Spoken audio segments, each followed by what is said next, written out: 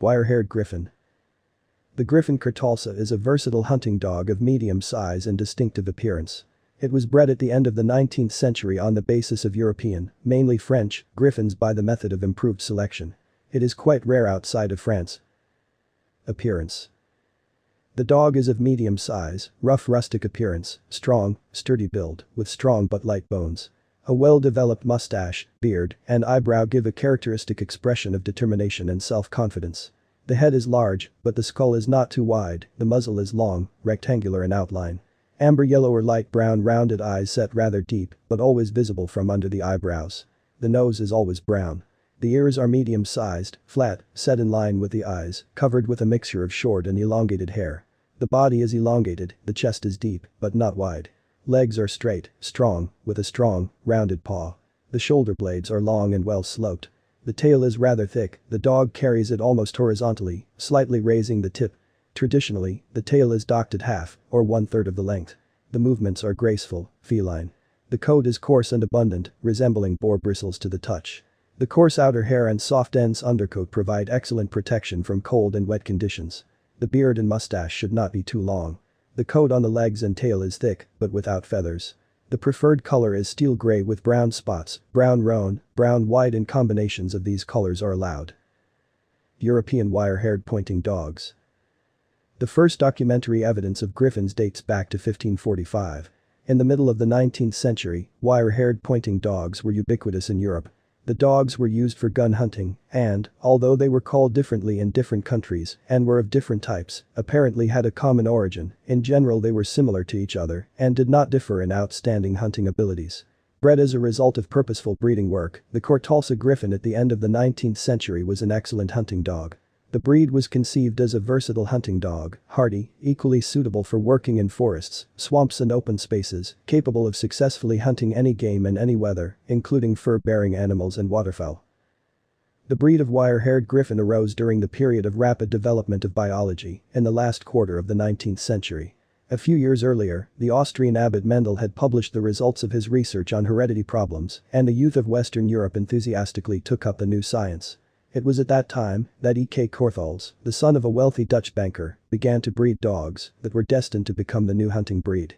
In 1874, he bought a 7-year-old gray-brown griffon bitch named Mush, which worked well in the thickets and in the field.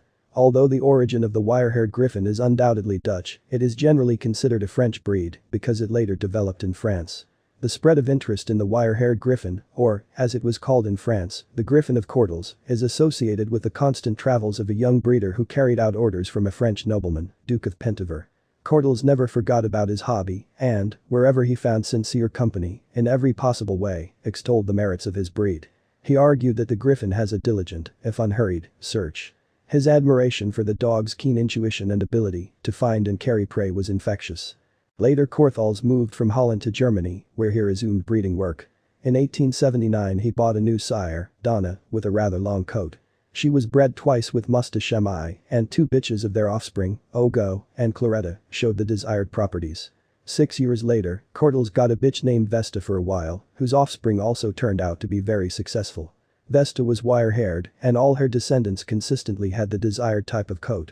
Although specialists still have some doubts about the pedigrees of the first dogs that participated in the creation of the breed, they are called the patriarchs of Korthals. Most of them believe that the blood of the setter, spaniel and a Terhund flows in the wire-haired griffon.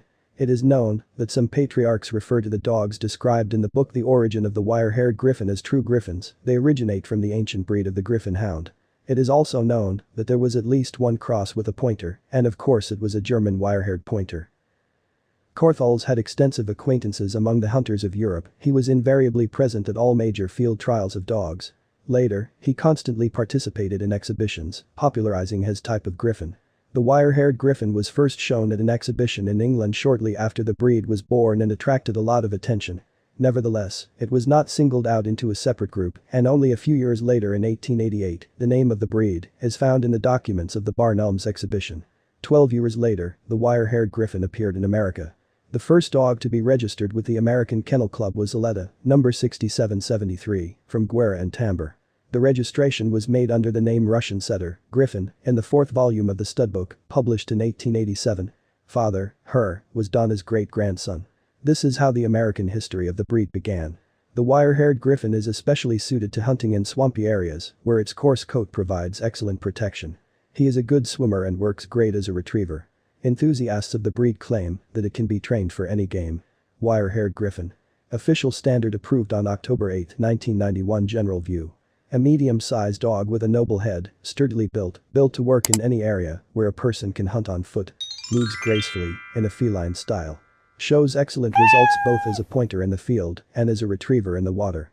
The coat is coarse, never curly or wavy, with a thick undercoat consisting of fine downy hair, giving the dog an unkempt appearance.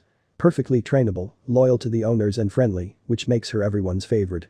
The wire-haired Griffon is considered by many to be the best gun dog. Height, proportions, addition. Growth. Height at withers, males 56 to 61 centimeters, females 51 to 56 centimeters. Standard height is very important. Large dogs are strictly rejected. Proportion. The length of the body is slightly greater than the height of the dog at the withers. The stretch index is 10 to 9. Height is measured from the withers to the ground, the length of the body is from the humeral treacle joint to the ischial tuberosity.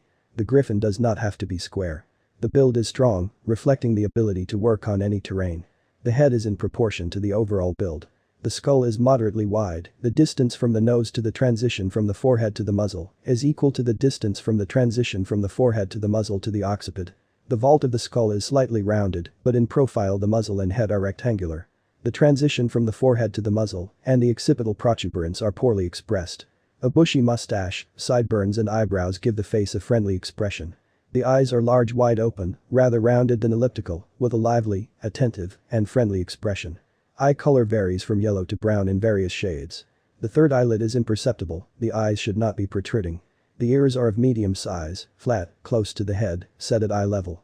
Nose with wide open nostrils, brown. Scissor bite. Defects, undershot or overshot. Disqualifying faults, nose color other than brown. Neck, top line, body. The neck is rather long, slightly arched, without dewlap. The top line is strong and firm, sloping slightly from the withers to the base of the tail. The chest is deep down to the elbows. Not too wide, but not too narrow either, providing free movement of the limbs. Ribs moderately prominent. The loin is strong, firm, of medium length. The croup and rump are strong and of sufficient length for the dog to develop good speed. The tail continues the top line. The dog carries it horizontally or slightly higher. Docked to 1/3 or half of the original length. Front limb belt. The shoulder blades are long, set obliquely. The forearms are straight, when viewed from the front, are parallel to each other. When viewed from the side, the elbows are pointing back and pressed against the body. The pasterns are slightly sloping. The fifth fingers must be removed. The feet are round, firm, with tightly closed webbed toes. The pads are thick. Hind limbs. The thighs are long and well muscled. The articulation angles are balanced with the articulation angles of the forelimbs. Set parallel to each other, hocks not turned outward or inward. The knee and hock joints are well angulated. Feet, as on the forelegs. The coat is with undercoat, which is one of the distinctive features of the breed. The guard hair is of medium length, straight and coarse, never curly or wavy. The rough structure of the coat protects the dog from adverse conditions. The undercoat consists of thin and thick down hair, which serves as a heat insulator and is water repellent. The undercoat is more or less lush, depending on the season, climate and the dog's hormonal cycle.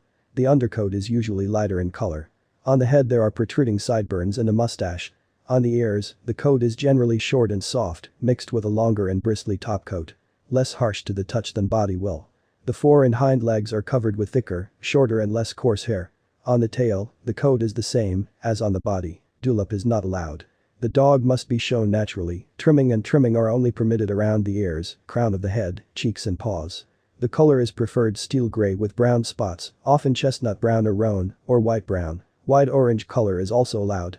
Brown, white or wide orange colors are less desirable. Disqualifying faults, black color. Movement. Although the Griffon works in close proximity to the owner, it must move freely, quickly, in a straight line. It is a medium-sized dog with well-coordinated movements of the fore and hind legs. At the trot, they converge under the body closer to the center of gravity. And the front and the hind legs are carried far forward. When viewed from the side, the back line remains strong and straight. All movements are smooth and powerful. Temperament. Griffon Korthals is an active and intelligent dog. He is easy to train, sociable and reliable, loyal to the owner. This is a wonderful domestic dog and a loyal hunting assistant. Disqualifying defects: any color other than brown nose. Black coat color. Confession. In 1887, the first breed standard was approved, which, according to the then existing order, was signed by 16 breeders, one of whom was Albrecht Solms Brunfelsky. In 1888, the Griffon Club was established in Mainz, bringing together European breeders and owners of wire-haired griffons. The club set about organizing field trials and took over the maintenance of the official pedigree book. The first purebred wire-haired griffon was recognized as a dog, in whose pedigree all 8 progenitors were listed. Recognition of the breed of dogs, bred in Germany by a native of Holland and received from the creator the French name Wire-haired Griffon, was complicated by anti-French sentiments in Germany after the Franco-Prussian War. While Korthals considered his breed to be an improved version of the European wire-haired pointing dog, German dog breeders were interested in creating a national hunting dog breed.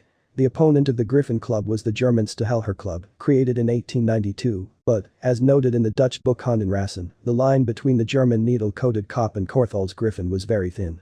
The name Griffon Korthals was given to the breed in the Netherlands in 1951. The Federation Cynologique Internationale recognized it in 1954, listing France as its country of origin. The breed is popular in France, where about 1.4 thousand puppies are born annually. Maintenance and care. The griffons of Korthals are not adapted for living in an aviary, do not tolerate prolonged inactivity and loneliness, and must live in a house with the owner's family. At the same time, they need daily physical and mental stress, sufficient space for running. Grooming is not burdensome, the dog needs regular brushing and normal hygiene measures. How much do wire-haired pointing griffon puppies cost? The cost to buy a wire-haired pointing griffon varies greatly and depends on many factors such as the breeder's location, reputation, litter size, lineage of the puppy, breed popularity, supply and demand, training, socialization efforts, breed lines and much more. Review how much wire-haired pointing griffon puppies for sale sell for below. The current median price for all wire-haired pointing griffons sold is $1,400. This is the price you can expect to budget for a wire-haired pointing griffon with papers, but without breeding rights nor show quality. Expect to pay less for a puppy without papers, however, we do not recommend buying a puppy without papers. Looking for a dog with a superior lineage? Are you trying to determine how much a puppy with breeding rights and papers would cost? You should expect to pay a premium for a puppy with breeding rights, or even for a puppy advertised as show quality with papers. You should budget $1,500 or even more for a wire-haired pointing griffon with top breed lines and a superior pedigree. The average cost for all wire-haired pointing griffons sold is $1,100.